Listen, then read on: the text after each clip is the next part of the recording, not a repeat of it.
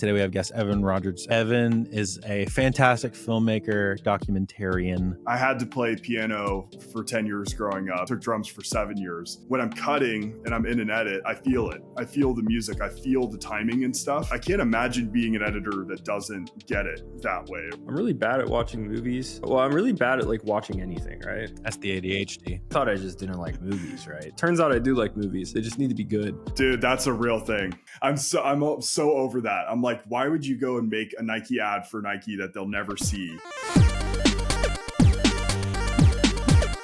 And welcome back to the Home Studio Hangout podcast. I'm your host, Drew, here with my co-host, Josh. Josh, how are we doing on this fine Monday afternoon?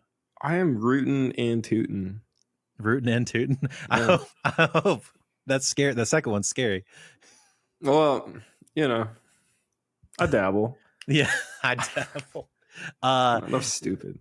That was really dumb. I love you for it, though. That was really dumb. I love you for it, though. I'm upset about it. Josh, I'm very excited for our guest today. Today we have guest Evan Rogers. Evan, super stoked to have you here with us. Stoked. Evan is a fantastic filmmaker, documentarian of different aspects. I don't know, content creator, kind of producer of video, I will say. I'll let you do your thing, but Evan, super stoked to have you here with us on the Home Studio Hangout podcast today. Yeah, it's awesome, guys. It's kind of a cool, different blend, I'm sure, for you guys to have somebody like me on here. But it's really cool to see how much you guys have been building through this, and I'm excited to be a little part of it. Yeah, man. It's very. I've been wanting to do a video episode, like with a video person, for a while, because Home Studio Hangout definitely implies like audio, but the fact is, like, you're sitting in a studio, right? Like a little video editing bay right now. That's right. Yeah. And people can do it from anywhere now. Yeah, exactly. It's crazy. Is that you and your wife's setup? This is just me. This is just you? me in here. Cool. Yeah, this is my little spot. It's kind of a weird converted bedroom, and it's got this little nook behind me that's kind of cool. I kind of like that it like separates a little bit. So I'm always looking for the furthest depth in the room that I can point into a corner. And this is a nice little area, and it shows my whole desk and stuff. So that's really sick. Yeah. And your wife also does freelance with you. You do guys work on similar projects together as well, Emma. We do. Yep. Yeah. And she's got her own clientele and does her own thing too. And I don't know, this space has changed a lot for, the longest time when I was out west, which we can get into. It was always about working for somebody. And now this kind of post-COVID boom that's happened has changed some of that. And I see a lot of people just doing their own thing from the comfort of their place, even if you live in Greenville, South Carolina. Yeah, somewhere random, not in a main city, Yeah, dude. Well, maybe just for the people, give like a concise who you are and what you do so they can have, a better sense of you guys. Sure. So I'm Evan Rogers. I'm a producer, and I run a post house called Gradient Post Production. I've been doing posts specifically as editor now for the last 10 years. Picked up a camera when I was 10. So prior to even that start, and fell in love with the ability to be able to capture, I think, my day to day, hanging out with my friends, doing the stuff I was doing. You probably can't see it fully, but back there is like my original GoPro that I ever had when I was like 12 years old. That was a real enabling device for me, I think. And it showed me the potential of being able to take a camera around and do whatever I wanted to do with my friends and capture all of that. So I think from a younger age, all my buddies saw that I was curious in doing that. And I just wanted to be able to work in it. So I just kept going and got an internship when I was 16, started working in broadcast TV for a while, and then went out to Santa Barbara on the coast after 5 years, got through college and all that stuff, and worked with LinkedIn Learning for a little while. And then COVID happens, and then everything fractures and changes. Yeah. And we had a desire to leave LA. I grew up in LA, grew up in Burbank. My wife Emma's from Hollywood. We kind of were ready to get out of there and try something new, and found our way out to Greenville, South Carolina, visiting a buddy, and felt like it was one of those transplant things to do, to just be like, we're gonna leave it all behind. You and everybody else, man, just coming to my city and joining my coffee shops. Joining the Greenville scene. You're originally from Greenville, right, Drew? Yeah. That is Okay. roughly the area, like Clemson area, but I'm from the upstate South Carolina Okay. originally. So Very yeah, cool. but I've seen a lot of people come and like the last, I mean, Evan can attest to the last like 4 years, maybe 5 years, the mass exodus from the West Coast specifically to Greenville has Yeah, it's been really nutty. weird. It's really weird, and I don't know. It's funny because I just feel like there's random pockets of people that I keep meeting. I know you the same, Drew, that Hmm. you'll bump into somebody. A lot of it, actually, you said this, and I think it's funny because a lot of it's at the coffee shops where Hmm. these people feel welcome at places like that when they don't know a lot of people and start meeting those people, whether it's the actual owners or people in the space. There's some guys that I met. One of them, my buddy Sean Herman, I met. He was an LA guy. He was an editor out west, and he was sitting at Methodical one day, and we start talking, and I start finding out what he's doing. Eventually we become friends. He becomes one of our TEDx speakers, all this stuff. You never know who you're going to Hmm. meet out here that's from somewhere else that had this desire to just reinvent themselves somewhere else, Yeah. and not be a small fish in a massive pond in a big city. It's pretty cool. I don't think there's any disadvantage to doing that necessarily and trying to make your way in a big city, but you can do it really fast now through the internet in the 100%. middle of nowhere and live where you want to Yeah. live, you know?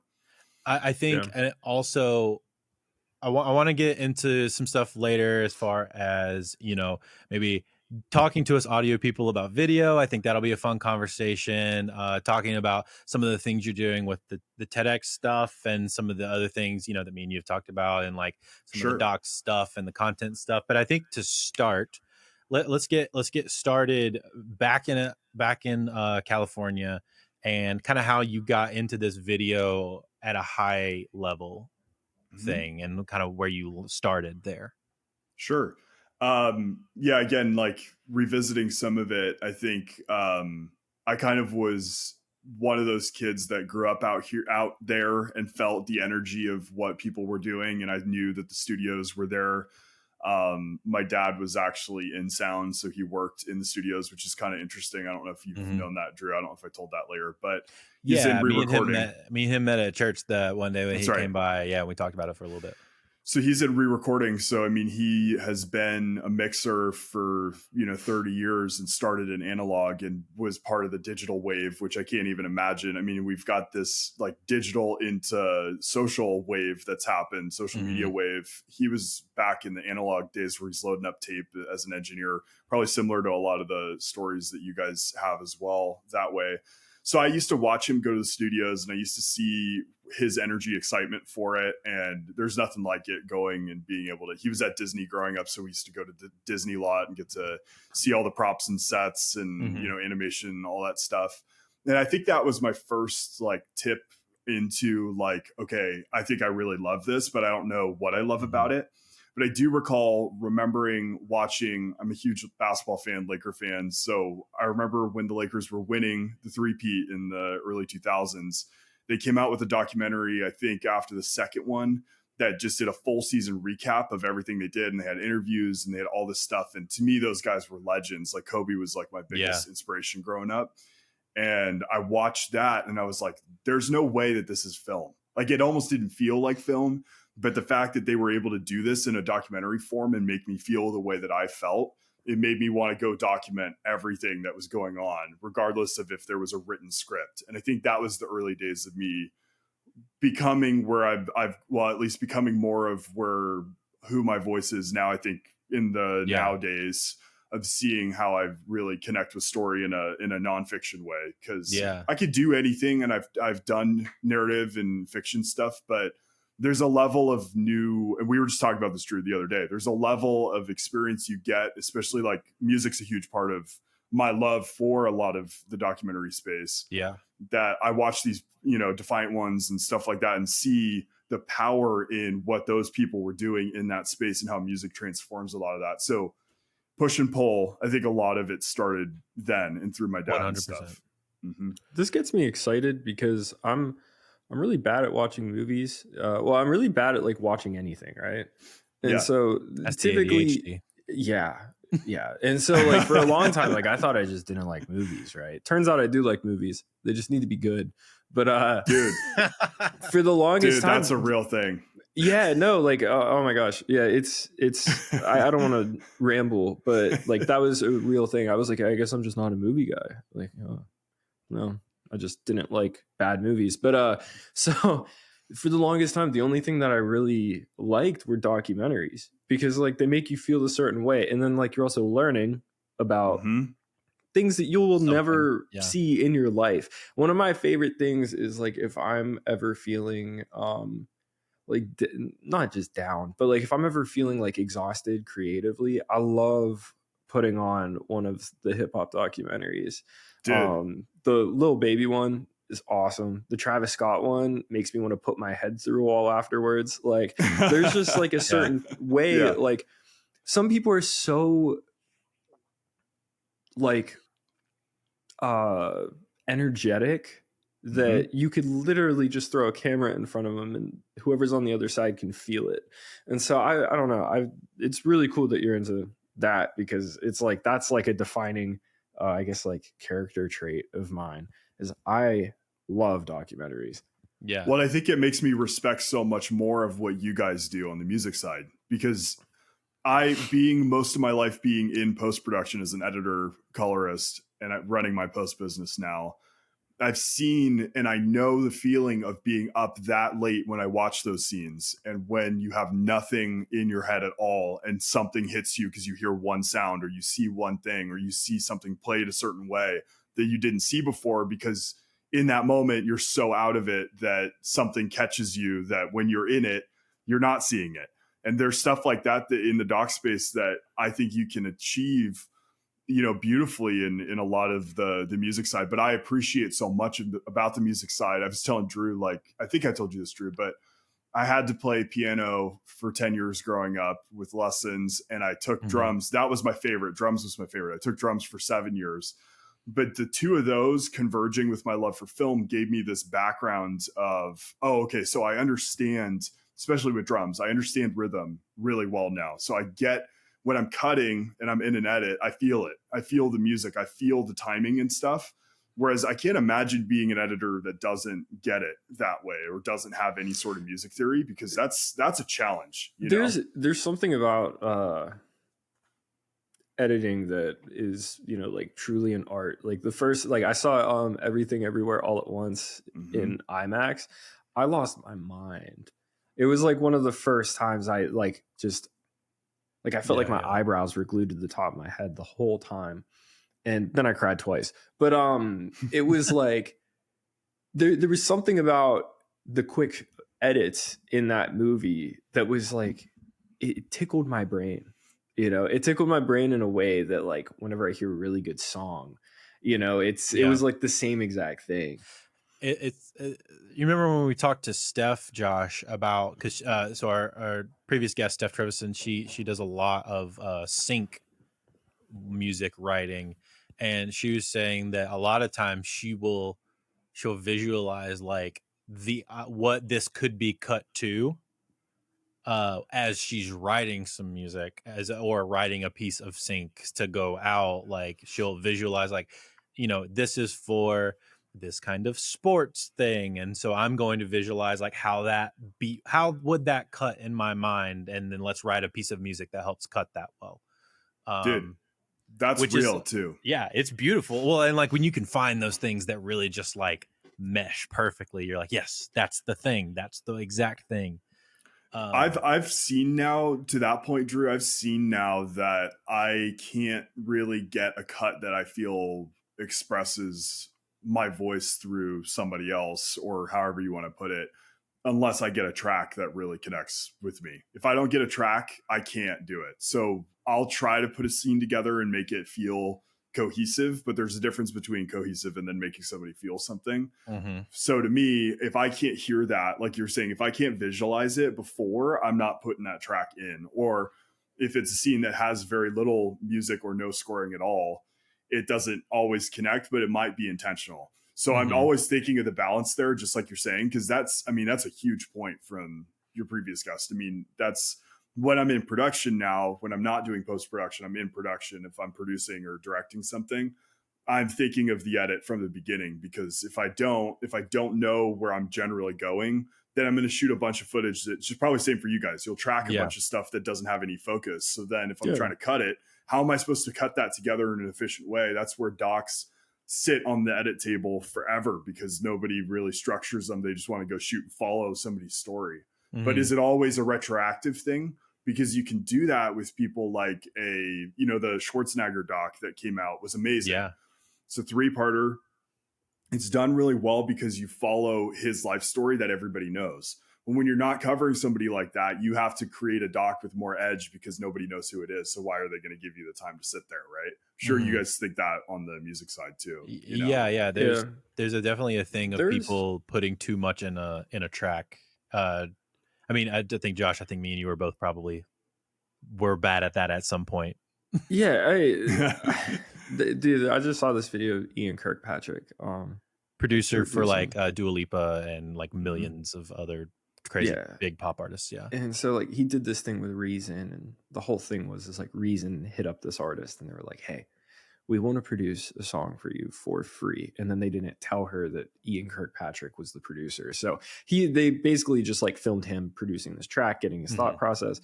And they were like, it's really like astonishing, like how much you pay attention to, you know, how everything relates back to the vocal, you know, like how do you develop that? And he's like, oh, it only took a decade of overproducing, you know? And no, I mean, like that's just facts. It's like there's a massive difference between like making something that sounds cohesive and making something that has some sort of emotional connection to whoever's listening or watching. Yeah, and, for sure. It's so hard to get, you know, and like I still miss all the time because you start thinking about other things. You start thinking about, you know, what would this person do? What would this person do? And it's like the answer is already in your computer, you know. Yeah. You just have to listen to it. So Evan, starting getting that love for docs, how did you end up, you know, let's talk through some of the work time that you spent over with the educational side of things, which I think will, you know, that'll come into play with some of the other conversation we'll have later. And then how you ended up in Greenville. So let's like that, and then transitioning to working basically for yourself. Yeah.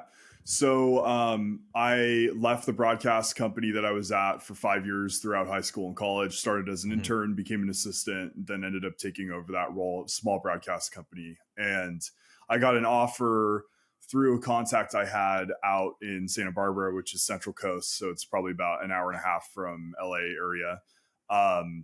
I thought it was the dream job because it's the most beautiful place ever. And, you know, you've got the beautiful State Street that runs right down to the water, and you could go there at any time, have amazing food, you know, hang out on the beach, go hiking. Like it's all the LA, California things that you could think of, but clean, beautiful, all of it. It was just awesome. But clean, period. But clean. Yeah, clean. It's not dirty. Clean. Yeah.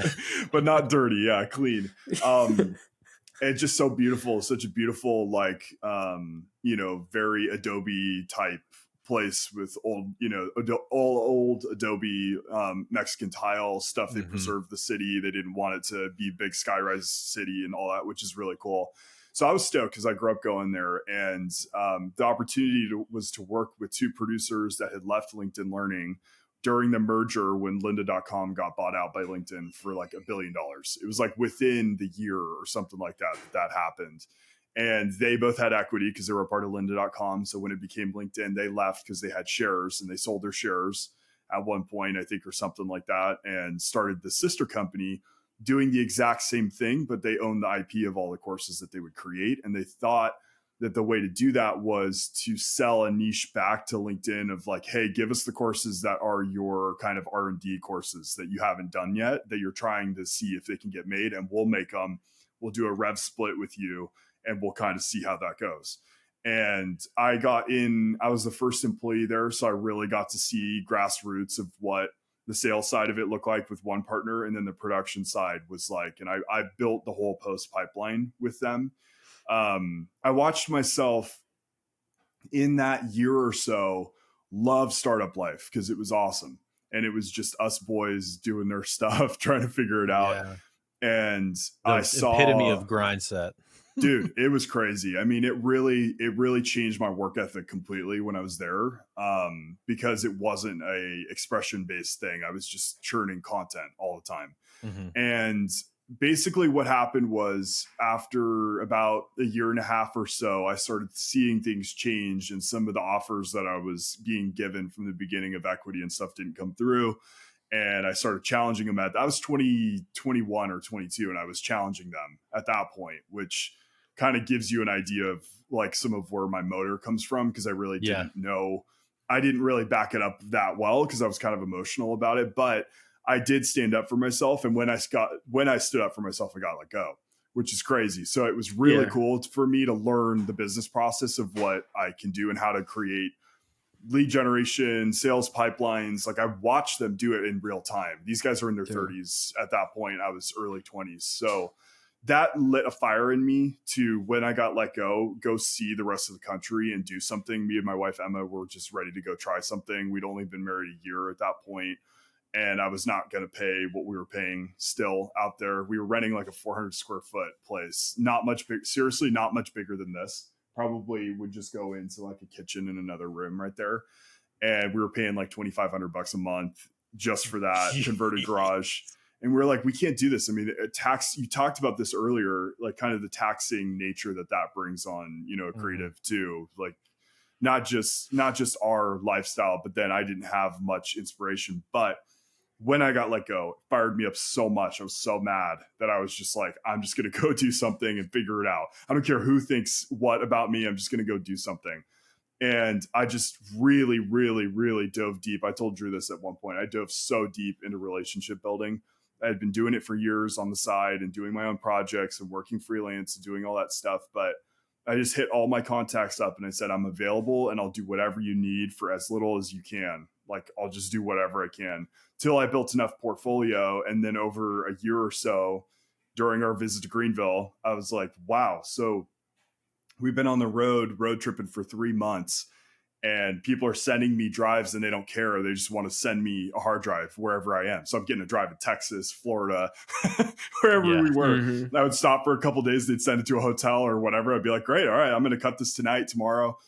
And then when I get to Greenville, Drew, to your point, when I get to Greenville, I'm visiting my friend Nick Worrell, who was a friend of mine from LA who had moved out here. He met a girl and they got engaged. And I was like, how are you doing? Like, you're an LA kid. You grew up there. What are you doing and how are you doing? And he starts showing me numbers of how well he was doing out here. And I was like, there's no way. He was like, yeah, I mean, most of this is either some local and the rest remote, or I'm kind of traveling or whatever. And I was like, wow. And you have like a good lifestyle here. Like, I just didn't know a lifestyle without the hustle and bustle. It's what I grew up in. He was like, yeah, dude, it's the best. It's so cool. It's so fun to hang out here. There's amazing people, all that stuff. So we moved 3 months after that, pretty much sight unseen. I mean, we visited for like a week, but we didn't really know everything that was going to come with that. Yeah. But we just felt like we felt like God led us to a place of being there, because otherwise I never would have visited. If I said, hey, I don't really want to, like, we're having a great time, you know, we like Texas, or we're spending time in Florida with my grandparents or whatever, I didn't have to go visit Nick.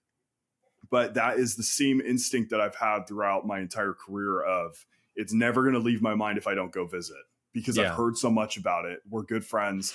And I've learned to trust my instinct that way. I'm sure you guys the same, where you'll have this kind of burning sensation in your brain of like, I need to be there. And since we've been here, it's been the best decision that I could have made for our life first.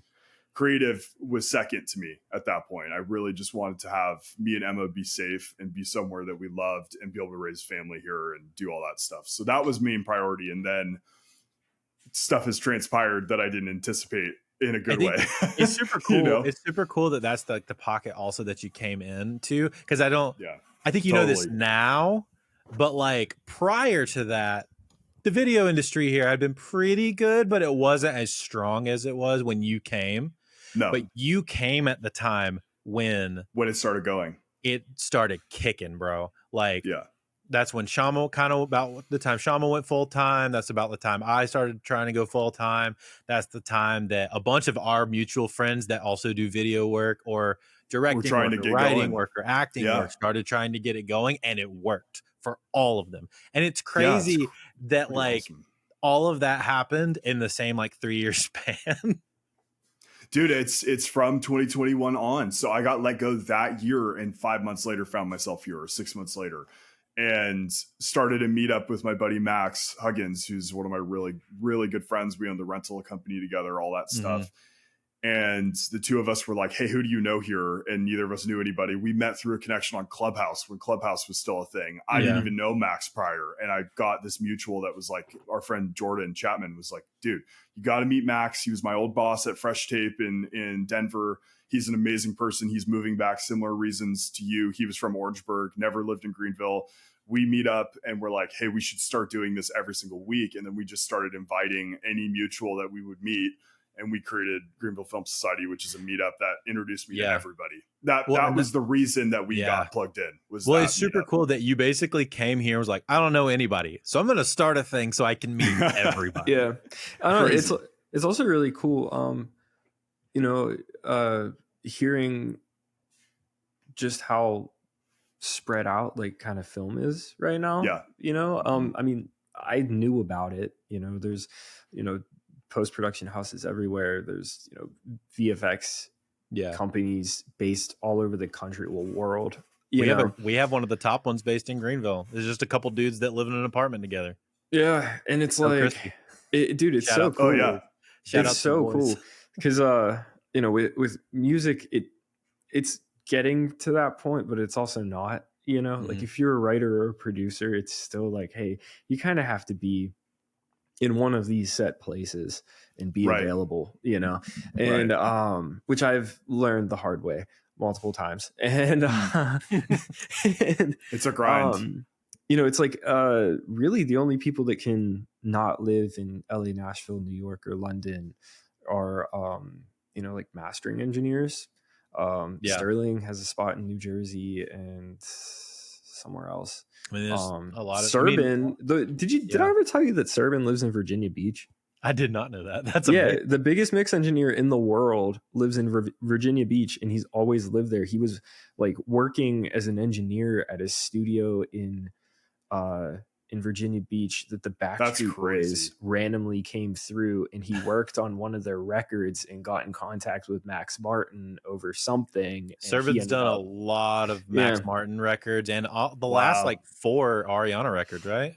I mean, he's done a lot of everything, dude. I know he's been on everything. Him and Manny.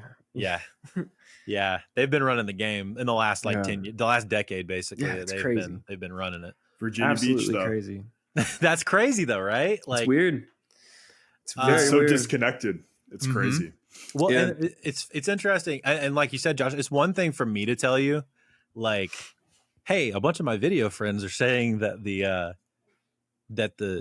film industry is really like going crazy and becoming kind of scattered, and it's another thing to hear from a dude from the industry, currently in the industry, who was there, from there, and left. And that all of his friends that are from there and left are still they're doing better than they've ever done. Exactly. Yeah. Dude, there's so many people that moved to Atlanta from LA.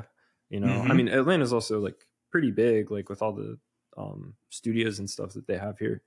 But I don't know, it's just really cool to see. I was checking out this one record the other day, and I was like, oh my god, who worked on this? Because it was one of the coolest productions that I've heard. It kind of sounded like new Paramore, but like a little bit more old school. It was a Girl in Red song, and dude, the guy who produced it was just like some producer that lives in her hometown. That's awesome. In Norway, and it's like one of the best sounding pop rock records that I've heard in a minute, if you even want to call it pop rock. But and it was just one of those things where I was like, this sucks. Like, there's so many great like producers in the world, and like we only hear like a fraction of them because it's just kind of how it works. So Evan, you come to Greenville, and you start the Greenville Film Society. You kind of get connected with people. You start meeting these people. So now let's maybe talk about all the things that you're doing now, which is like there's a lot of really cool stuff that you got going on. Yeah, I want to hear of the doc.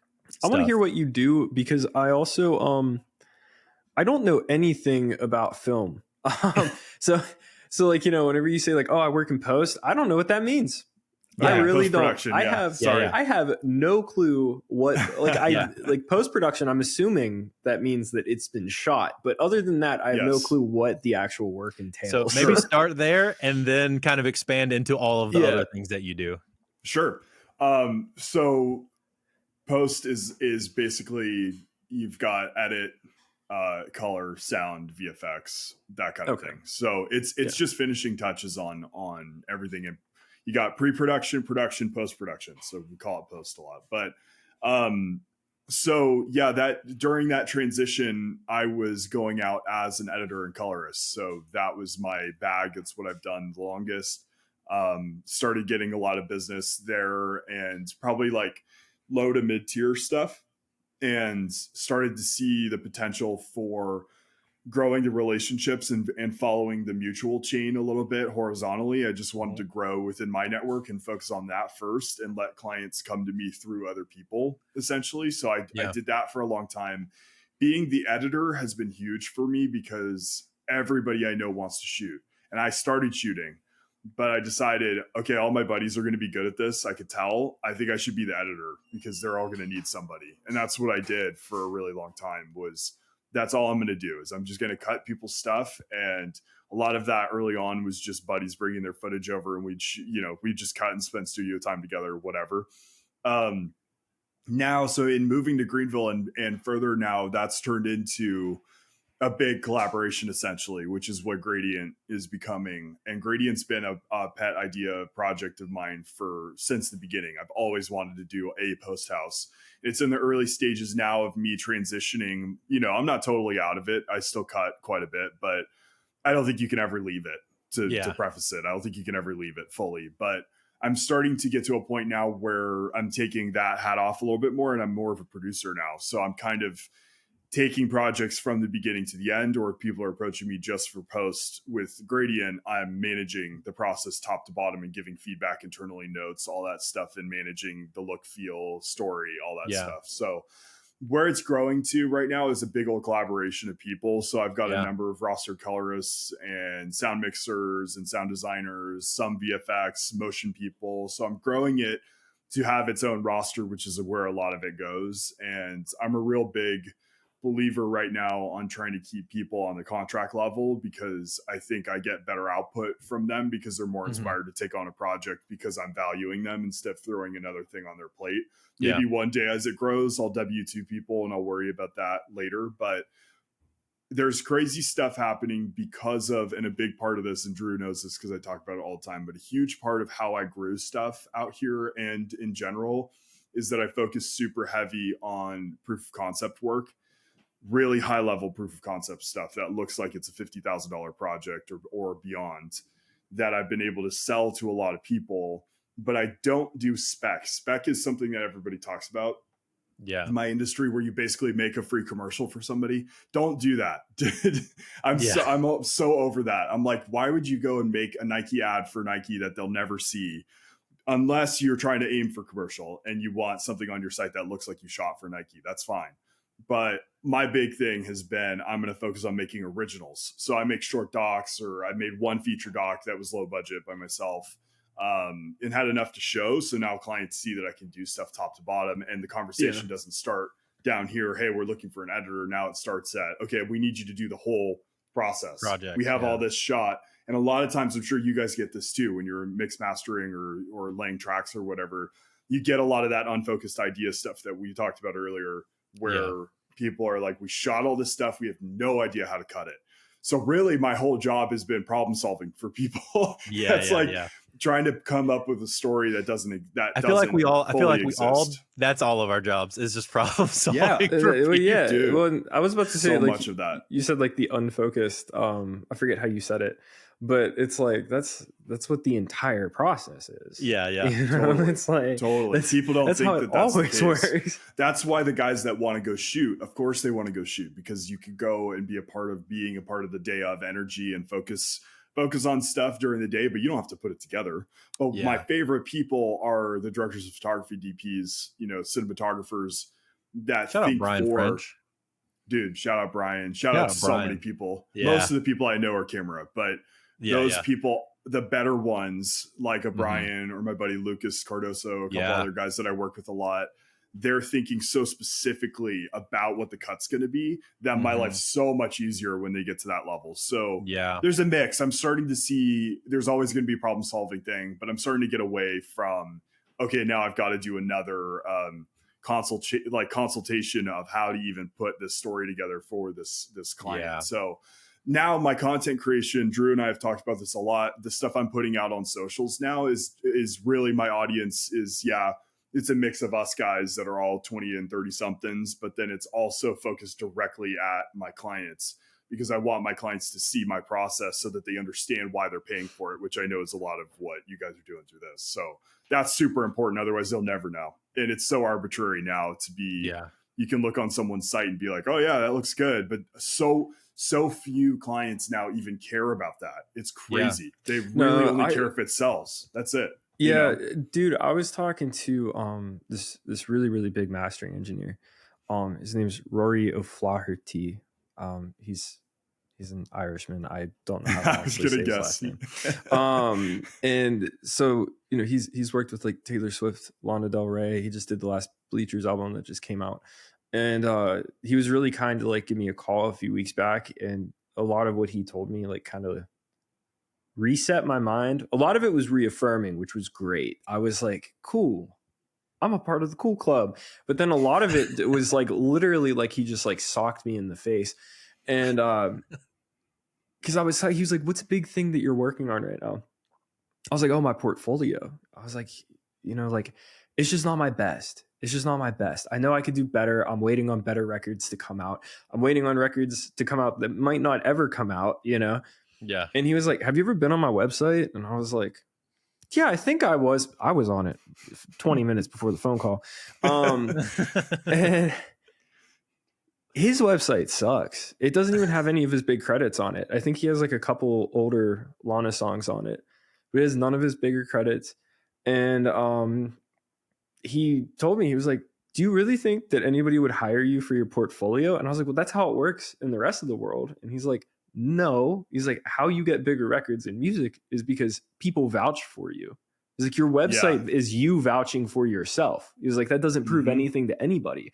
You know, it's all about what people say about you. And the only thing that you can do in order to ensure that people say good things about you is by doing good work and being easy to work with. And I was like, whoa, like it completely changed my mind. With that being said, I will forever love my website and make sure it looks good because it's kind of fun. We're too picky. We're too OCD and picky when it comes to our websites to not have them look great. But yeah. Oh, almost all of 2023, I didn't even have a website. Yeah, I took it down. Work. Yeah, well, because I was like, I'm not happy with where I'm at, and people are hiring me for things I don't want to do, and like that's why I don't put much out on that level because I don't believe in. That's why I went and shot the originals I shot because it's a collaboration still, but at least I'm doing it for what I want to do, and that's what I want to get hired for. So I'm making that, even if it's coming out of my own pocket for a while. Yeah. But once you get that, like now I feel like I've gotten that baseline since I went freelance. It took me about 3 years to get 2 features.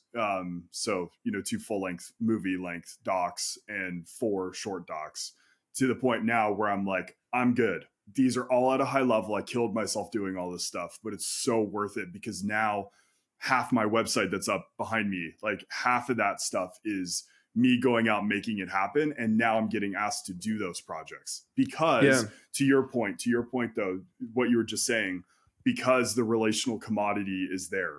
If it wasn't there, it would just be me saying, hey, go check out my work, which doesn't work. And it doesn't work at all. I'm working on releasing my own music as like an artist project because it's like, I don't know, I can make things and try to get it placed with artists, but then the artist isn't that into it. And then, or they don't work it as hard on socials as they need to. Yeah. Or like, you know, I can do free songs for people, but like at the end of the day, like that really came back to bite me a couple months ago, which is the whole reason why I ended up on the phone with Rory. Because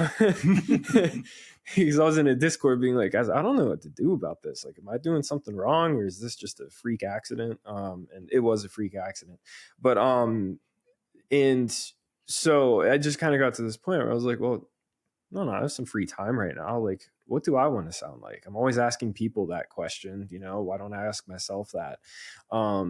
So I'm excited for that. And I feel like it's important to also do things for yourself because it kind of realigns you to like the things that you find important in music, you know, or Absolutely. in film, you know. Yeah, it's across all of it though, for sure. Yeah.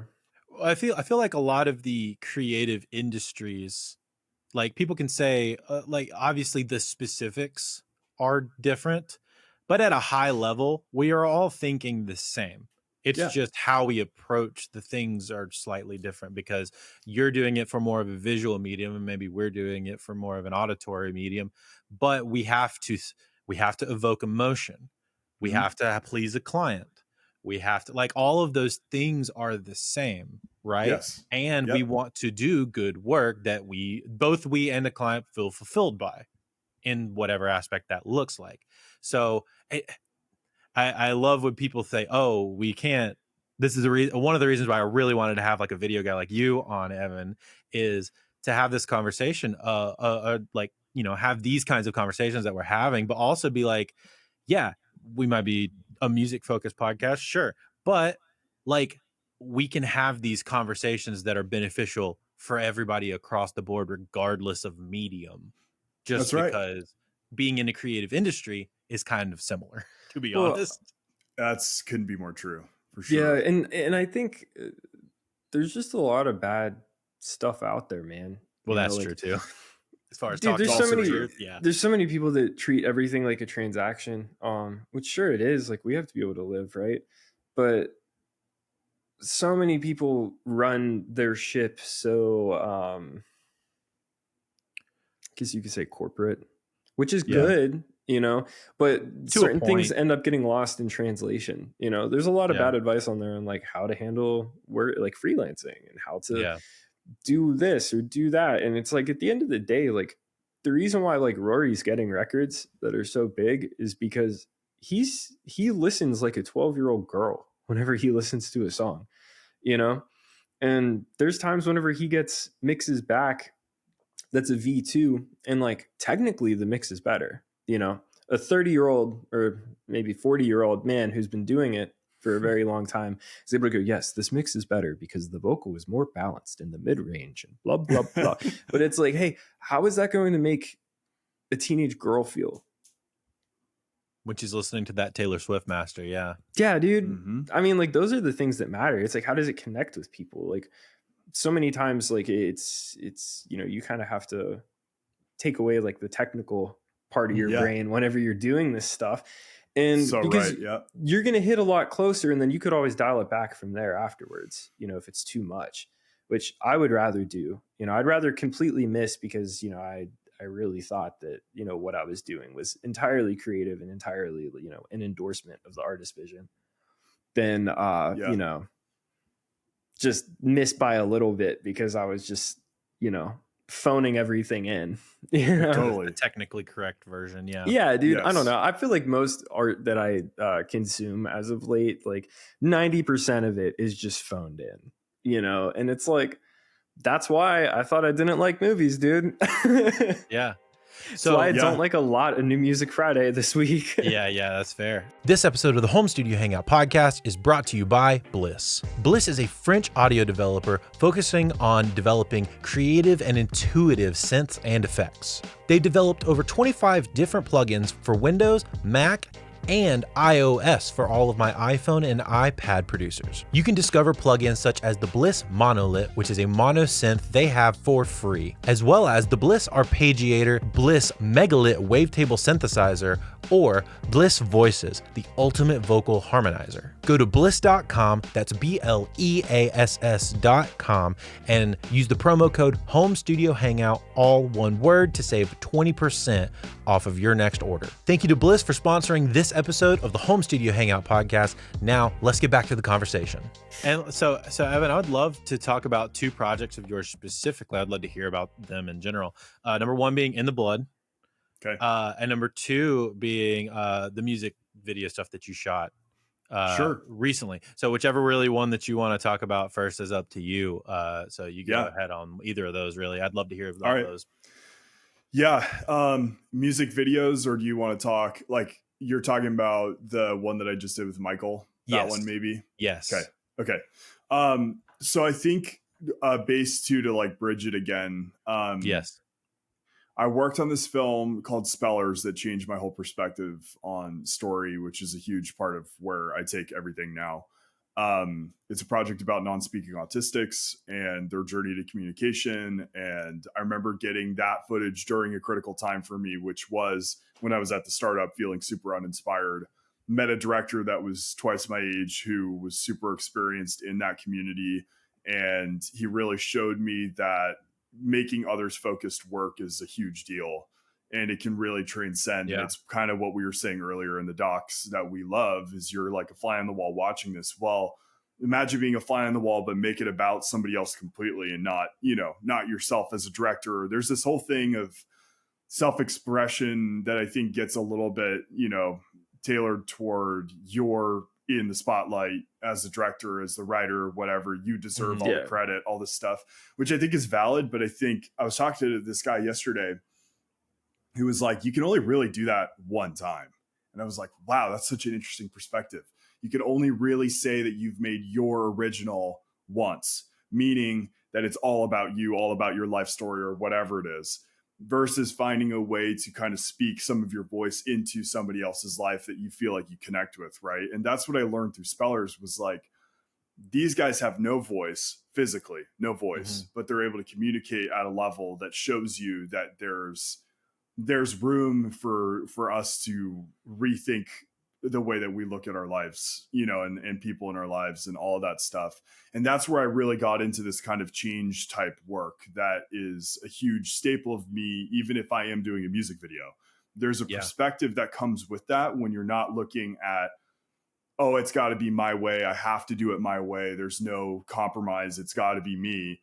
Versus, wow, my team on set really has these amazing ideas. It's a big collaboration, just like your guys' work. It's a huge collaboration. Then the storytelling also has a completely different angle all of a sudden that I didn't think I was going to take. Am I going to adapt, or am I going to and make it come to light in this beautiful way? Or am I going to stick in the same zone that I have for me because I sought after it this way and not adapt and change, right? And so In the Blood, that documentary was the first that I'd ever done. It was while I was learning so much about how to structure docs through Spellers. And In the Blood is a story of, it's the story of Luke Harlow, who is my wife's grandpa, who passed while we were shooting the film, and his legacy in building harness horse racing tracks across the Northeast area. So Michigan, Ohio, a bunch of places like that. And this disconnect that he had, which really connected a lot to our road trip and moving in this remote world that we live in, all this stuff. That age didn't really, get to have those luxuries. So he received a business, this harness business that came from his uncle. He was the next in line, had to take care of the family that lived in Cincinnati, Ohio, while he was running the business in Northville, Michigan, which is 4 hours away. He lived up there 5 out of 7 days a week. He had no choice. That's what he had to do. To nowadays, while all of this stuff is remote, he wouldn't have even had to live the life that he had to live apart from their family. Cincinnati is far from Michigan. That's really far. Josh is from that. Josh is from the Northeast originally. Yeah, I'm from super far. I'm from Pittsburgh, and one of my bandmates lived in Cincinnati, and we had to go to I don't know what area of Michigan he had to go to, but it was like Northville. Where's that at? It's kind of near Ann Arbor area. Oh, okay. Yeah. So I mean, like that's really far. At least 5.5, 6 hours. It's 4 hours. I think 4 hours driving was what they did with no traffic or something, and that was the life that they had to live. But I've asked myself as a creative so many questions. I'm sure this will hit home to both of you guys. With your spouse, with family, whatever it is, we pour so much of ourselves into this to get the level that we're talking about of connectivity with an audience member. It's all the hours that nobody sees. It's all of the effort that we put into where we get drained completely dry of our creativity because we're doing all this extra stuff to get it to that next level. But then I'm thinking I'm similar. Like her grandpa was not present for her family. He only could like one day a week when he would come home, be present for that family of 6 kids and a wife that lived that far away, and he had to do the thing. But then I'm like, I have all the chances right now to be investing in my family life because so much of my work is remote, and I'm still in here 12 hours a day. Like, is that really good? Like, what is the balance? And that's what I try to question in that film. Like, so he had physical separation. I don't have physical separation, and I'm still in here and I'm not always present. So that's something too, I think, transparently, even just how I was raised with my dad working as much as he worked on the studio lots. We haven't really kindled our relationship, I think, until more now, which is huge because he was gone before I woke up, came back when I was asleep. That was the life that he had to live to provide for us. But now we have the opportunity right now, even though we're in this hustle culture, the opportunities now to be able to, invest in our families. I know, Drew, you do a great job of that with your son and all that stuff too. Like, that's when we have kids, that's what I want to be present for. I want to get structure in place now. And that's what that film's about. I want to get structure in place now so it doesn't seep into the rest of my life fully. There'll always be moments of hustle and seasons and stuff, but there's a big mix. And as a creative, it's so hard, as you guys know, to be able to balance when you get that impulse. How do you put the impulse away for a while? If you're at dinner, you shouldn't run off to the edit room, and it's hard. It's a hard balance. Yeah, it's also one of those things where like you almost start thinking like, oh man, I'm so much more fortunate than like someone like her grandfather, and then you start thinking it's like, well, for that one day a week that he was home, he didn't have his emails going off. No, he wasn't getting phone calls for revisions, and it kind of makes you wonder like, maybe that one day of like complete attention meant more, and dude, you're in the core of my heart, because I grew to love that man. Before he died, I got to know him, and all the virtues of what he had in his life, and how important family was to him, and how no one in that family can say anything but a good word about him.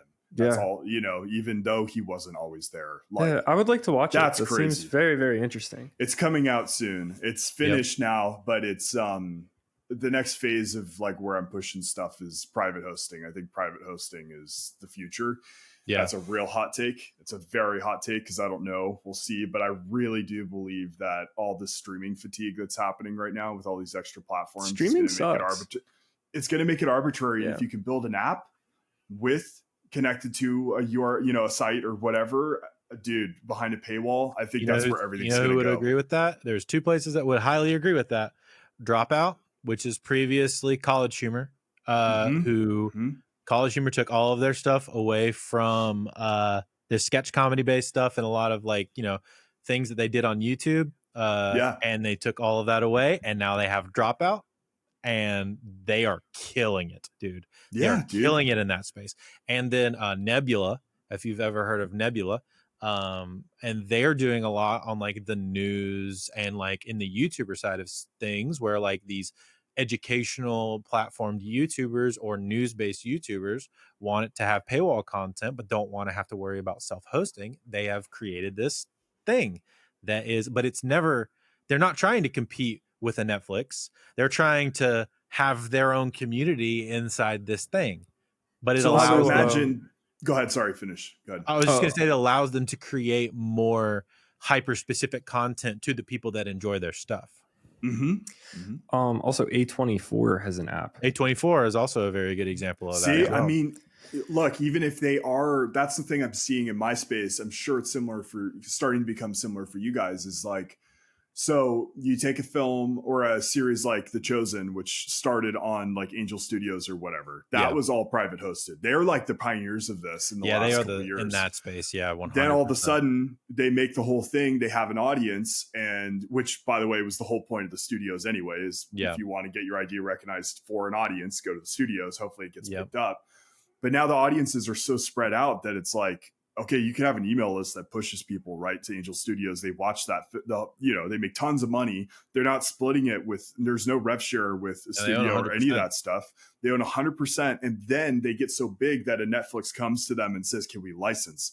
That is game over. If that starts happening, that's a huge deal. And it is happening right now. So to me, I'm like, if you can get in this kind of change type marketing stuff on the doc side that I talk about, if I can start getting investors coming up that are not even investors, they're donors, tax-free write-off donation for them, Yeah. that is a game changer. And that's the future to me, because that's how we've been funding a lot of the stuff for the autism space, is that you get these people. That's how we got the doc funded, was people came out of the woodwork to fund it because it's personal to them. They have life connected to it.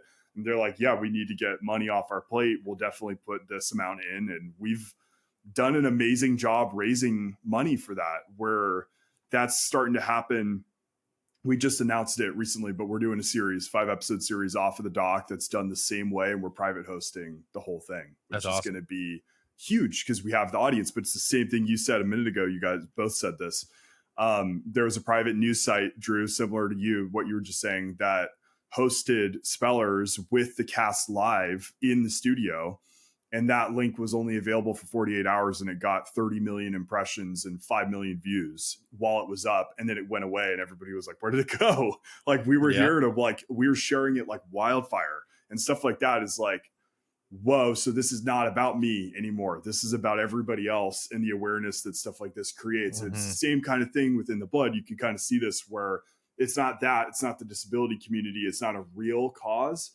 But if you really think about it, you guys both related right away to we have every opportunity to be present right now, and we're not, because hustle culture is trying to get us to, and we love this stuff. We're not going to let it just fall off. We want these products to be amazing. And if it takes us doing it in the 11th hour, sometimes we're doing it. But maybe there's a way to restructure how that works. And are those conversations happening with your spouse, your partner, whatever, to talk through, hey, this is how I am at my core. Yeah. If I'm getting this out, how can we compromise on, hey, I need to go and do this right now? Because 100%. If I don't do this, I'm going to forget it. Or if I write it down, I won't feel the inspiration tomorrow, or whatever it is. Right. Yeah. It's also cool that you and Emma were able to work on that doc together. Yeah. She produced it. I mean, it was about her family. So I learned and got archives and all that stuff just from her. So it was personal. She didn't really know how to work on it. She'll tell you that because it's so close to her that she saw it growing up. It's just like you watching your family. But it took somebody like me to see it and be like, whoa, this is really rad. Like, we should tell it this way, you know? No, it's super cool. Do you have an idea of when it's going to be like readily available or not? Should be, I'm hoping by May. It's getting graded right now, which it's almost done getting color graded. And then it's getting mixed right now as well by my guy, Connor, that does all my stuff. Nice. But yeah, I'm going to private host it and do the whole thing. It's going through festivals. That's why it's kind of like paused right now. I've submitted it to a bunch of festivals. And you were saying too, Drew, real quick to finish the thought, the music thing. So I kind of apply a lot of that into music videos. Music videos are a huge part of it. For me, it's docs and music, and then music videos are all the same thinking of like, wow, I can really feel this. I can get behind an artist, what they're trying to say and all this stuff. And I like taking a more methodical approach to that kind of stuff. I really like to get in the brain of the way that these guys are presenting their material, their thoughts in the music, instead of going for performances and all that stuff. I try to get deeper with them, and I try to push it in a similar light that I'm doing with docs. And I just did that with Peace of Mind recently, which is a video I just put out. And it was about seasonal depression and like a disconnect that you have with a partner or whatever, and trying to get back into each other's lives. So I played into kind of nostalgia and try to do a lot with the face and body that feels like you feel depressed. You show the audience depression that way, and doing different things like that. So I know a lot of that from stage too, because I did stage growing up and learned a lot about how to project and what kind of emotions physically need to be dialed in to get the audience to feel something. So that's all I'll say on the music thing. Well, yeah, I was just going to say that like I feel like I wanted to talk to you about like the music video side of things, because I feel like it's an art form. A good music video is an art form that isn't being fully utilized right now.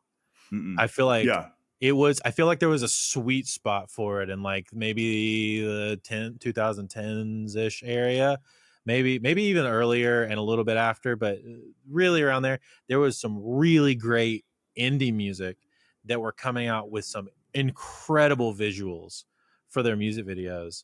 I think of probably the example off the top of my head is Simple Math by Mm-hmm. Manchester Orchestra.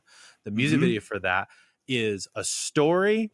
The Incredible. music is the score of the film, and it is a film about growing up and having a disconnect with your dad and like your parent, and him having his life flash before his eyes as he's getting into a car wreck. All of this within itself, and yeah, I don't know. I feel like that medium in general just isn't being fully utilized for the sake of short form content, and with the excuse of people don't want to watch that. I would push back on that thought and say, yeah, I think it's more of people just aren't making good stuff anymore. There's Yeah, that's a really good point. I'm really not good at watching music videos anymore. So I'm probably not the best person to, give It's because advice not a on lot it. of good ones have happened. There was this came out 12 years ago. It was All Those Friendly People by Funeral Suits. That video was crazy. I remember seeing that back in high school, and I was like, wow, music videos can be pretty cool. But then for some reason, there's one Gunna video that stays in my head. I think it's Dollars on My Head. Yes, that's the song. And dude, whoever directed this did such a good job. That They one made it just feel came like out not that long ago, right? it was 3 years ago. Yeah. Okay. A couple of years And ago. dude, that video, it's funny, but it feels so dark at the same time, and it's unsettling, but it's also hilarious. You see like this proper family. They're like, the rich white neighbors that come over to greet Gunna, their new neighbor. And then like, before you know it, they're like rolling blunts, and like the one girl's like dancing really weird in this creepy looking room, and the furniture is all messed up. And like, dude, the hip hop space, they've got it. It's so sick. I do feel like they are doing some weird and interesting stuff in the hip hop space still. Dude, with it's so sick. videos. I mean, and honestly, I don't know. I don't want to be that guy who's like, oh, it's because of Cole Bennett, but like, really, I feel he's like done a lot. I feel like Lyrical Lemonade is the reason why everybody in hip hop was like, yo, we need really good music videos. Dude, like it just made everybody goes like way so better. hard. Yeah, that's their best. I think that's their best. Hard. I think that's their best because I agree with you guys though. I mean, I think there's like the hip hop culture is really, really, really cool when it comes to music videos because they experiment so much. Yeah. But then there's some artists that really go the extra mile to storytell, and it's a very methodical approach. Like, I mean, I think Kendrick's probably doing that the most with, at least he did with the last album. He did a lot of that stuff. Kendrick is unreal. He's wild. He's wild. The Face Change music video was nutty. Yeah, he does a lot of incredible stuff. Tyler does a lot of amazing stuff. Tyler does he's some incredible super creative. stuff. Yeah, super creative. That's a big inspo. Hot take: Rich Brian has some incredible stuff, but he doesn't get seen very much. He's very like out there as far as not being noticed that much. But he really like his stuff is all like his album The Sailor is one of my favorite albums ever, and it's all tailored toward his journey out of Indonesia, coming to America and all this stuff, and being the most famous person in Indonesia. And like, seriously, like that's it. It's really cool. But he goes back and they shoot their videos there. And it's like, dude, they just are he's performing, but he's all up in the culture of all the people that he grew up with and showing the island and showing all this stuff that you don't really see. And then he'll do a deep cut video that's like really about, color of his skin and trying to figure out his identity and all this stuff. That's really cool when you could do that and like present some sort of a social issue, which some of the best videos do. There's a lot of that in the hip hop community. This is America with Childish Gambino, that stuff. Like those videos are really, really good because they get you to see what the artist is thinking in his brain or her brain or whatever prior to even making the song. That stuff's really amazing. For me, I love whenever it feels like world building. Mac Miller was very good about this too. I feel like a lot of times whenever I sit down and I make a song, like it's just as like visually driven as anything else. Like you could kind of see the place that you would be in when you're listening to this song, or you could see like the different settings in the song or whatever. And so like whenever I see a music video, like I want something that kind of builds on that. That's why I always think of that Gunna video, because it's like when I listen to Gunna's music, I'm like, yes, this makes sense. You know, it's sick. And it's, you know, because there's always like this playful aspect in hip hop where like you have super serious lyrics, you know, about people literally dying, but then in the same breath, they'll say something silly, you know, which is just a silly flex. And so there's always like this weird playful interaction between like these really dark themes and also, you know, extravagant parties and, you know, whatever else. And so the way that video is done, it nails all of those aspects at once, you know? And, yeah, man, I loved all of Mac's videos. I remember whenever like watching movies came out and the few videos that he put out for that, it's like, yes, I'm in the world that this album was created in. This is what he looked like whenever he made this album. He wasn't in his basement, you know? And I think that is, that's something that I think about all the time whenever I'm making music, you know, and it's so cool whenever you see it, you know, kind of come to life. And then other times it's just like a performance video or it's something that isn't even like really like on brand thematically. I think that some of it has to do with, so I think these are hand in hand, right? I think these are hand in hand. The commoditization and freeness of music has now changed the way that we produce music. That has now changed because of that. The frequency of music is just scaled to an all-time high. But then also the frequency and accessibility of video recently has done the exact same thing, I would argue, to the same medium, right? So we've lost the identity of strong world building and strong storytelling in music. Therefore, we've lost good music videos because if there's no good storytelling in the song inherently, then there's nothing good to make a video about. Yeah, how are you supposed to make a music video about another, you know, lullaby rip-off song for TikTok? Yeah, exactly. Whereas, and I mean, that would be, if there's no story, then there's no film. That's right. It starts there. Yeah. I'm noticing, I don't know if this is just everybody kind of like getting their brain jostled during COVID or what, but like, I feel like albums are back. I feel like we're back, baby. I feel like albums are a thing again. So. I keep hearing these albums come out that definitely have album tracks on them. And that gets me so excited because for the longest time, it just felt like if you were a smaller artist, you weren't allowed to do albums. Yep. If you were a big artist, you were allowed to do albums. But then every single song on that album sounds like the writers were shooting for radio. Yeah. And it's like, it was just exhausting. It's like, I want a really good album. That way that kind of speaks to that thought, Josh, is a Code of the Friend. Huh? Code of the Friend? He's awesome, dude. He's yeah, I didn't hear what you said. I thought you said Code of the Friend. No, like, Coda. What album is that?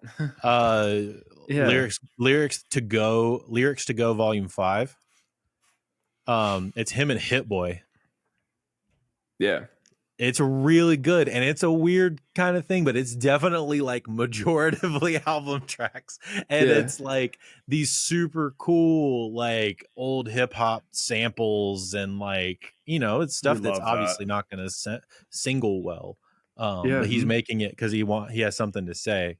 Oh, dude, I've had 2 Star in the Dream Police on repeat lately by McGee, and you definitely need to check out the videos that he dropped. They're I don't think he's done any proper music videos, but they're like live performance videos.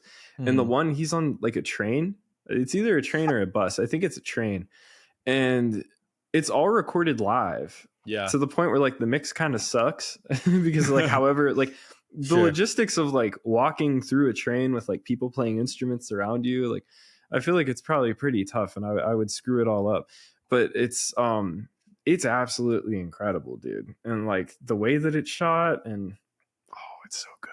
Yeah. It's perfect. It's so good. It's one of those things where I watched it and I was like, yeah, dude, this guy made the whole album on a train. So cool. Like that's what he did, so dude. Rad. That's so cool. 2 Star and the Dream Police were all on on that train with walking him, through a and that's train. how it happened. He listened to like Tears for Fears and Phil Collins once, and he was like, "That's it, I'm doing this I'm on doing this train," and Let's do it worked. live. Yeah, Yeah. dude. And then like now everybody I know is like screaming about how awesome this kid is, and he's so doing good. his thing. He's so good. I love it. Evan, I would love to talk about, now that there's a couple things I want to talk about actually, and I'm trying to like not go too long. So Yeah, that's fine. So maybe first thing I want to talk about is something that happened super recently, and your decision to go into the TEDx venture that Oh yeah. I was glad and happy to give you advice on, and anything and help. And me and my wife were both happy to help as much as we could. But I'd love to hear, maybe even explain to Josh, because Josh has no idea. No idea. Like Tell what all of this is. Dude, TEDx was TEDx Unity Park. I'll say that was our event. TEDx Unity Park was a total nebulous. I don't really know how to describe why I did that with Kaipo. I think me and Kaipo Sotelo, one of my buddies out here, we're anxious to do something together across our disciplines. He's a physical therapist, so he has nothing on the art side. I have nothing on that side of things either. And we wanted something to kind of do with each other that made sense, some sort of crossover. And he'd been wanting to do TED for a long time, a TEDx event. And he had applied 2 other times before and been rejected both times when he was in undergrad and then graduate school. And we start talking about, he lays out this like 5 to 10 year plan of what he wants in his life, in his business life, what he wants to do. And TEDx was one of those things that he could not get going, and he needed a partner to kind of build the marketing with him and help run the event. And I was like, yeah, let's see. I mean, surely TEDx gives you a bunch of resources to try to. Nope, they don't. None. They don't help you at all. And maybe for those that don't know, explain what TEDx is. TEDx is basically a idea exchange platform where you can host an event, a little meetup, a couple different things. But what a mainstream event looks like for TEDx is you're basically licensing their idea of technology, education, design is what TED stands for. And X is just the collaboration arm of it. So they were famous for TED Talks with like the Warren Buffetts of the world and those kind of things where they hosted a massive conference, all this stuff. TEDx became their like licensing platform where you can do your own basically. So we applied for one. Localized, thank you. Yes, they apply. You apply for it if you want to try to get in. It's a very intensive application. They're very specific about how you, as they should be, they're very specific about what kind of constraints you have and how you're going to like kind of, put your new spin on it, because every single one has to be a little bit different. They all have the same format, but they want new ideas and all that stuff. So we gave them a list when we applied, and our biggest, before we're getting too far into it, our biggest driver was we wanted to do a TEDx event that Gen Z millennials would want to be at, because so many of them seem to be this kind of like middle age or older, really established crowd that wants to have another rung in the chain of, big stage, talk or whatever it is, conference like thing. Right. And TEDx is a huge name for those kind of people. Like LinkedIn, think of anybody on LinkedIn who's an established speaker or somebody wants one of those, because it's like, wow, I got to do a TED Talk, and everybody knows what a TED Talk is now. And it platforms you and launches you into doing like conference speaking gigs. And that's right. Like that. Yeah. So much. I mean, even as an organizer now, I'm getting asked to go speak at a bunch of stuff locally and all this, which is really cool. But what we did was we tried to aim it really specific at this more youthful, young entrepreneurship boom that we're seeing post-COVID, and what we're seeing in Greenville and all this stuff, because so much of the city is made up of that. And so we made a really good case in our application. We got accepted. We gave them a list of names.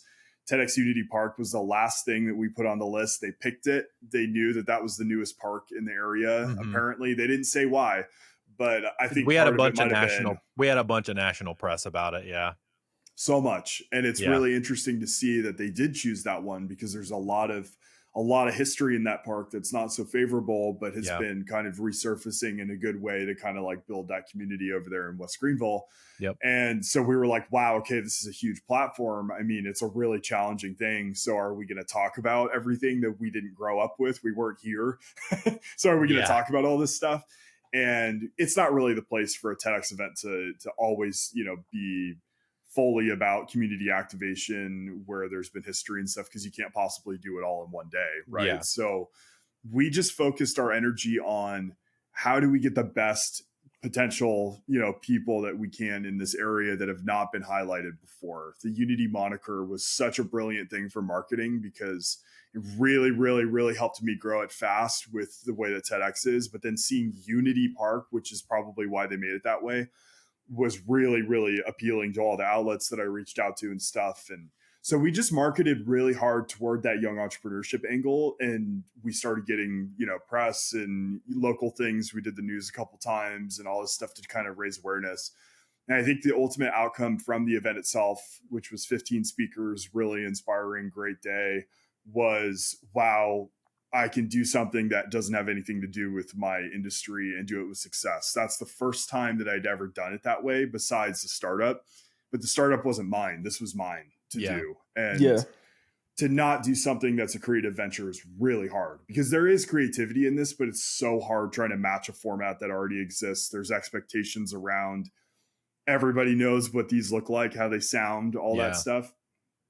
So how do you somewhat source match it, but still make it your own and all this stuff? And trying to do that here was also a challenge. And I think we did a really good job. I'm excited about, you know, the potential for all the future stuff. Yeah. But I think what it really is it's a rallying cry beyond just the local market for people in their 20s, 30s, or whatever, young entrepreneurs to really go out and just make something happen, even when you feel like you have no idea how to do it, because there is some ways that we can be complacent when we stick within our industry.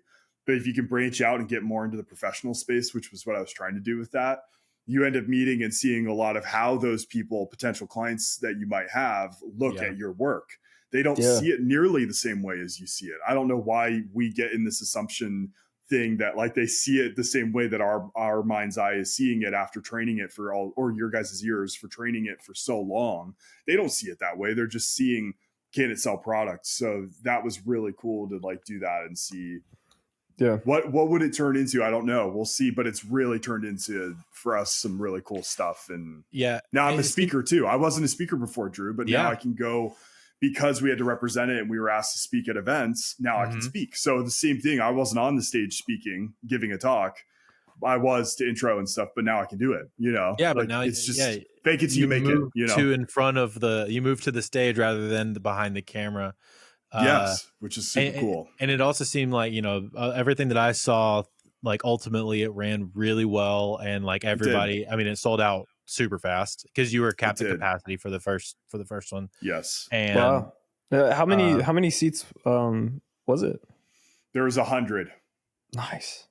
And that's really good though. How many local bands can do that? There was some more in the room. 100 sold. There was some more in the room. Yeah. There are sponsors and stuff there too. But what did you say? What was the question? Oh, no. What I said was how many local bands can do that? Dude. You know what I mean? I don't know. You're right. That's great. That's why you do it. You use the IP. People know what it is, and you harness it as much as they're going to harness it from you. They do the same thing. So it's a push pull. And I think that's respectable for how big that brand is. And, you know, our talks are now going up live on their YouTube channel, 40 million subscriber channel. So that's pretty rad. It's like a legitimate stamp because awesome. Numbers are everything to people. So, I mean, now it's like, that's a pretty good exchange. I'll take it. And I mean, I think a lot of the speakers did it for the content, which is a crazy thing to talk about too. That's a crazy thing to talk about. Like it is important to be on stage, but we're going to get into that in a second. But I think it's really cool that also the list of speakers that you were able to get, because I think a lot of times, and this is a testament to you guys and your choices, but also you two as, you know, co-running the event. Sure. A lot of TEDx events tends to be very one-sided on either a topic or a people group. So they tend to either be like very medical, very business, and very like corporate in general. And I think you guys did a fantastic job of spreading that out, because Thanks, dude. you know, I mean, Kaipo's very much involved in the medical side and the business Absolutely. side, Which I have no contacts. Yeah. but he did a great job of picking, like, you guys did a great job of picking from your submissions like really good candidates in those spaces, but you also were able to bring in more of the creative side. I mean, Yeah. even like going through some of the people that you listed on your website, um or on the Instagram post, the carousel that you did, like checking out all the people, it was like, yeah, this is a really solid mix of a bunch of different people. And maybe you can even speak to that. Dude, the talent that we got was just ridiculous. And it's further proof of who's here.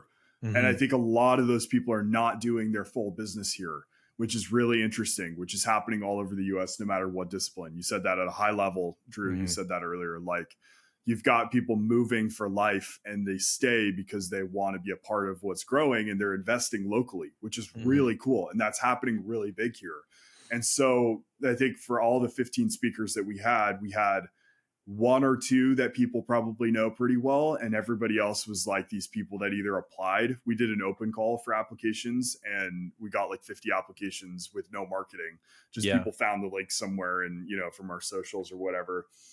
And then, you know, the other side of that was like people that we knew already that were in the community doing stuff that were not getting highlighted. So that attracted all of the outlets. All the social media outlets were really interested when we reached out, because I was like, hey, let's just do an intro call and get to know each other.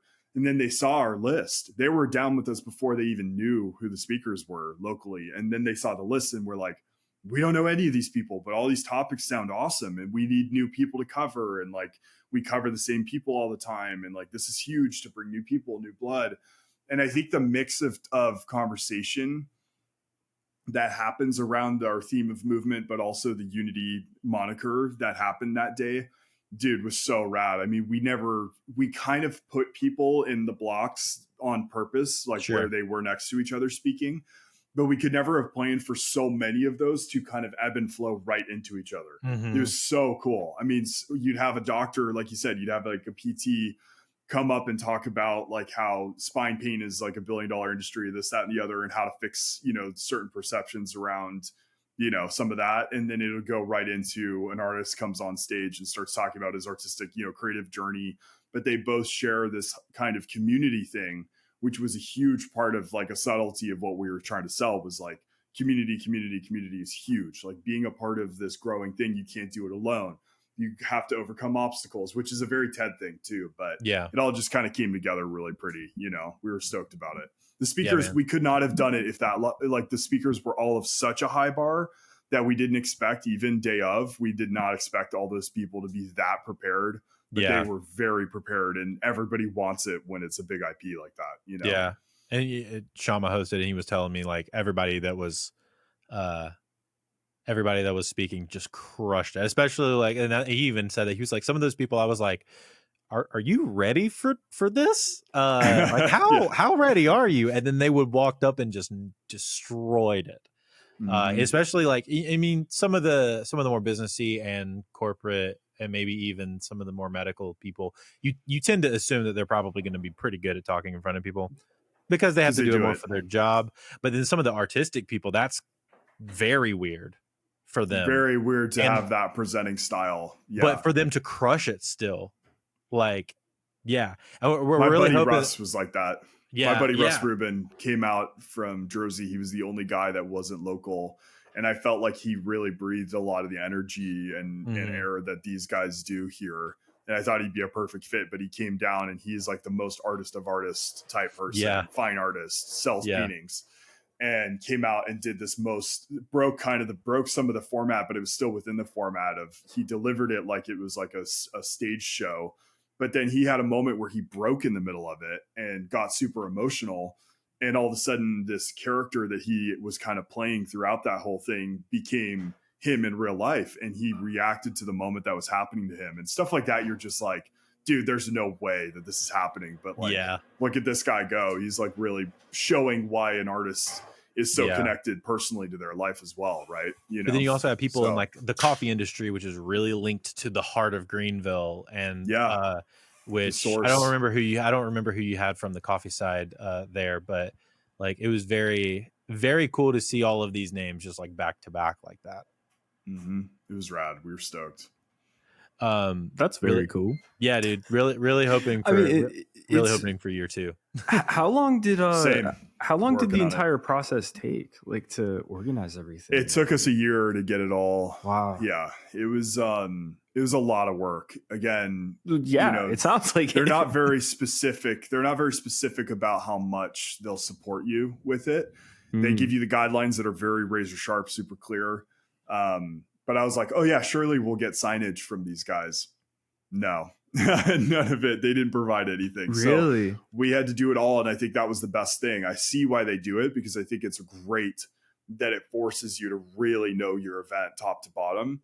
Yeah. But I do feel like having a rep would have been really handy. We didn't have anybody to talk to the whole process. Yeah. So it was very much a stressor. But now you do it once and you're like, oh, it's all formatted now, so we can do this again.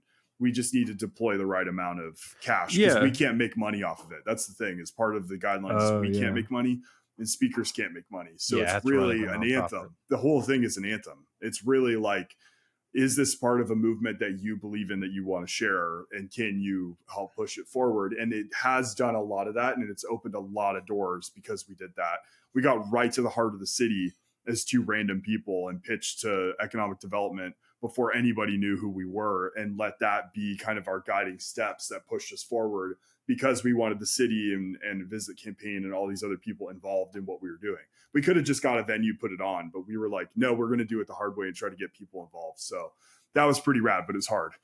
Yeah. It was really it definitely a challenge. Sounds like a massive challenge. You mentioned it before, talking about the TEDx stuff, but like people do it for the content. I would love to hear talking about content, because this is something that you've stepped into recently, which has been super cool to see, both vertical and long form, and really it's long form that gets pushed to vertical. I would love to hear your thoughts. One, as a video guy, but also like as you and like moving in freshly into this space, like kind of your thoughts on what you see in that landscape. I think we're in the age, like most of my career is about behind the camera. You were just saying that, Drew, but yeah, I think we're in the age now where you have to talk about what you do and explain your process to people, either your peers or just, I think really just prospective clients are really watching now. And they look through and they see dope work and they hear dope work and stuff, but they don't have the same appreciation, because they can't visualize a lot of times their product being that.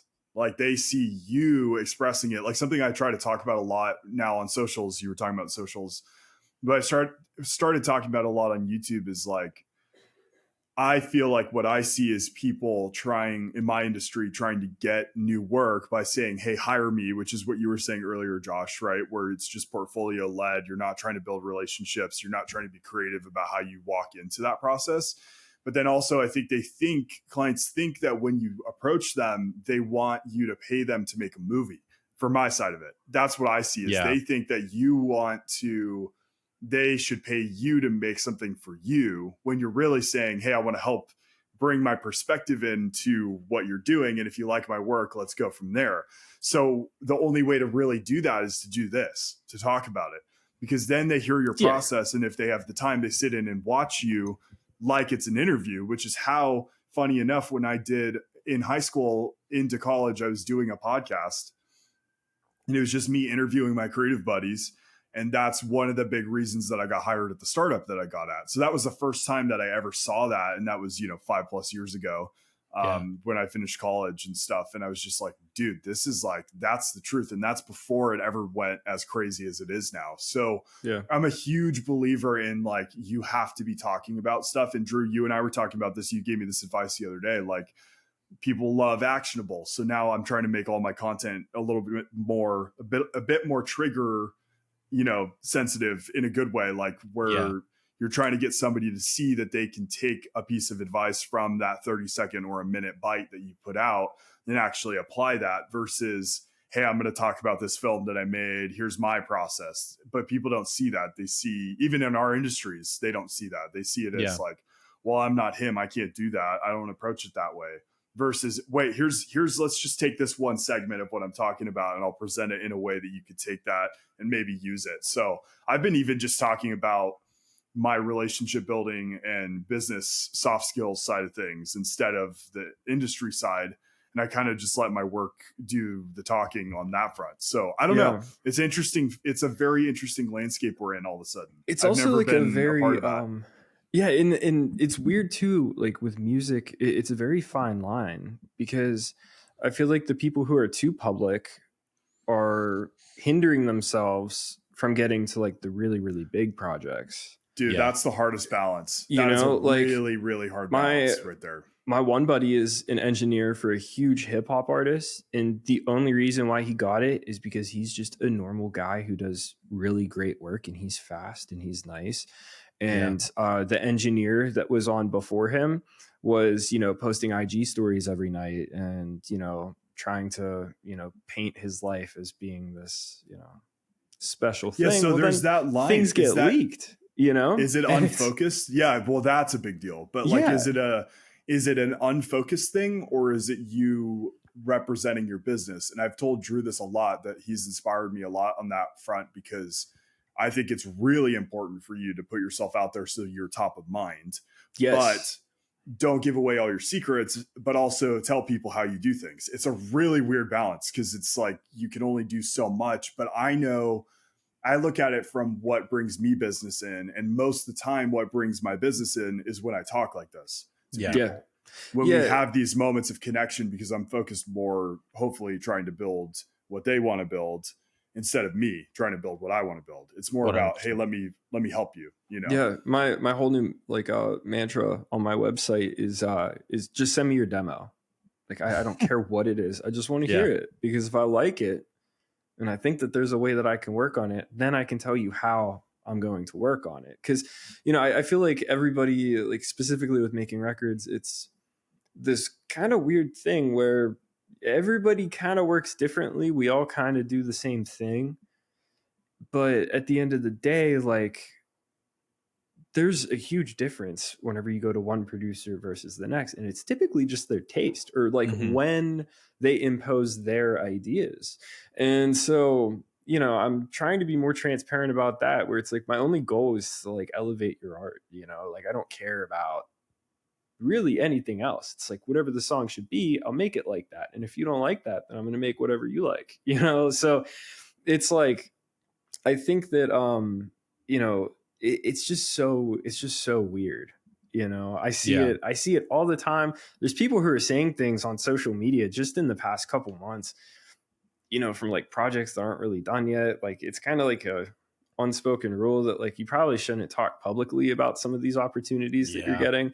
And like, people just don't care, like anything for likes and shares, they're doing it for the algo. Well, I just saw somebody that we all know, post about like how they had like writing sessions with this one artist. And my very first thought was like, I guarantee you those songs aren't going to come out.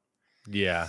You know what I mean? Because it's like, at the end of the day, like these artist teams, you know, don't really want to be working with people who want to capitalize off the name, you know? Dude, I mean, of course, so like that's something that happens, right? Yeah. But it's like, at the end of the day, if I'm an A&R and I'm about to like pay this guy like thousands of dollars out of the recording budget to like produce a song, immediately I'm not going to pick the guy who's like on IG every day, like being like, oh yeah, I just did this in this one song. And you know, it's like, come on, man. Yeah. Like, what are you doing? There's a balance of showing your work, which I think is important.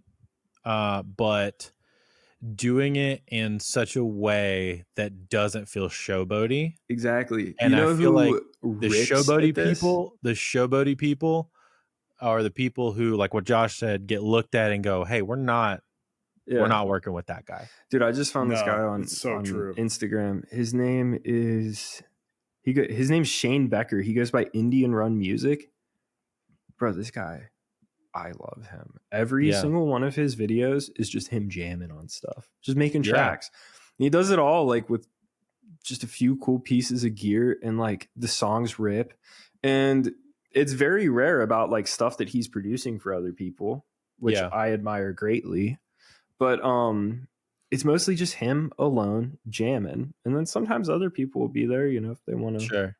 do it. But I saw that and I was like, this is what every music producer should be doing, because that little reel of him hopping on a drum set, picking up the guitar, riffing on the Prophet, like that gives me more of an insight into what his creative process is like than, you know, whenever it's like, all right, I'm going to play this artist's untuned vocal for, you know, my 20,000 followers to see, Yeah. you know, like, it's like, what are you doing? Like, I would Yeah. never want to work with a producer who like, you know, might post my song or something like that, or like something super vulnerable, or, you know, whatever. It's like a respect thing in my Yeah. opinion. I think I you also know? generally have like a clause in my email when I work with people. It's like, hey, can I post stuff when it's done? Yeah, we did that with Amelia and Andrew on the one song. We did like a whole production breakdown, and it sucked, and we didn't really do anything after that. But that was kind of cool. Some people thought it was cool. Yeah. But at the end of the day, like I feel like people don't care about like production breakdowns for Some songs people that they do. didn't hear. Some people do. You know what I mean? Some people do. I feel like, I don't know, Evan, you could probably speak to some of this. Like, what are some things that you see from a content perspective that are like, this is a positive thing, this is a negative thing, these are ways that people should be approaching this, maybe some ways that people aren't or should Yeah, be? I think it's still that kind of thing that we said earlier, where you're not really making it about yourself. You're trying to make it about educating or helping educate other people to Yeah. do the same, like to try to reach. A big thing I try to push on is just like making people feel like it's achievable, like what they can, you know, working at a higher level, you can get to that level. It's just, here are some steps that I've been taking to get to a higher level, essentially. Yeah. Right, I'm in it with you. I'm not so established that you can't get to this level. Everybody can achieve that really high bar. It's just a matter of time along the trail, putting the hours in when nobody's looking, all of that stuff. So I think I try to push with my content this like approachable nature of like, I'm just talking to my friends and saying, hey, this is something I'm seeing that's working. What do you think about this? And try to get feedback off that, you know? Mm-hmm. Yeah. I mean, so we do. That's kind of what this podcast is for me and Josh, to be honest. So rad. I love it. It's the most casual version of, yo, dude, what you been doing lately? And just like dude, having it's that great conversation. to have that. That's why I respect it so much. I think the like, I don't know, just like there's like a really huge lack of community, like whenever you're like a freelancer. Mm-hmm. And so like my big thing, and like what actually like really helped me just like stay off social media was Discord. You know, I got into a couple good Discord servers, and like it's like I have friends that I didn't have before, you know? Yeah. And like, I don't know, it's cool. Like just at any moment of any day, I could have a question and post it, and I get 10 different responses, you know, all based on 10 different real world scenarios, you know? And like, it's so valuable. I feel like it's like pre-Facebook, like forum days. I feel like this is what I was missing whenever, you know? Yeah, dude. When all the forums died, and I was like, oh man, like I never really got to do that. Like I feel like that's kind of what Discord is. Current Discord. Yeah. No, I would agree with that. It's fire. Evan, I feel like this is a good place to start landing the plane. There's a bunch of stuff we didn't even get to talk about. There's so much always. There's so much. I would love to have you back on another time to maybe talk about some more stuff. That'd be great. But dude, thank you so much for coming on. If people want to find you or best. check out your stuff or anything like that, where can they go do those things? evanrogers.co is my website. ROGERS. It gets confused sometimes. evanrogers.co. And then my socials are at Evan M. The letter M as in Michael Rogers. I couldn't get Evan Rogers. Somebody else already had that. And yeah, I'm just you kind of follow along my journey. I'm really just trying to push to keep creating dope stuff that, you know, impacts people. That's my biggest thing. And I'm a big believer in connecting. So if I haven't made that clear already, I'd love to connect with whoever's watching and feels like they want to push in a new direction together. That's a big thing, is going down the road together, not by yourself, so that's a big part of what I'm doing. 100%. I love all of our random little chats after church or me too, dude. So much. I really do. Yeah, I really do. It's so fun. Or just like, you'll shoot me a text and I'll be like, yeah, this is a great idea. Yeah, it's like crazy right after that. Yeah, exactly. But yeah, dude, thanks so much for coming on. Listeners, if you want to check out Evan, go, check out his site and everything. All the links for everything will be also in the description of the audio and video versions of the podcast. Go give him a follow. Subscribe to his YouTube channel. He's putting out some really great stuff over there as well. Starting to do that. Yeah, putting out some really great stuff over there. Good educational and business type things and higher thinking type things that I really enjoy. So yeah, but once again, guys, both of you, thank you so much for chatting with us for a bit today. And listeners, thank you for listening. We'll see you guys in the next one. Thank you so much for listening to this episode of the Home Studio Hangout podcast. If you could take the time to like, subscribe. If you're listening to this on Apple Podcasts, Spotify, or any other audio platform, go ahead and make sure you're subscribed, and also leave a rating and a review. It helps the show get out to new people, and we're trying to grow every single week. Once again, thank you so much for listening to this episode of the Home Studio Hangout podcast, and we'll see you next week.